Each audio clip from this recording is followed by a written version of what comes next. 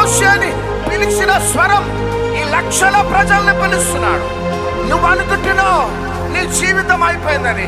ఈ రాత్రి నీ జీవితాన్ని దేవుడు ప్రారంభించబోతున్నాడు. నువ్వు రావద్దనుకున్నావు, వచ్చినావు. కారణం నీవే ఆ మోషేవి.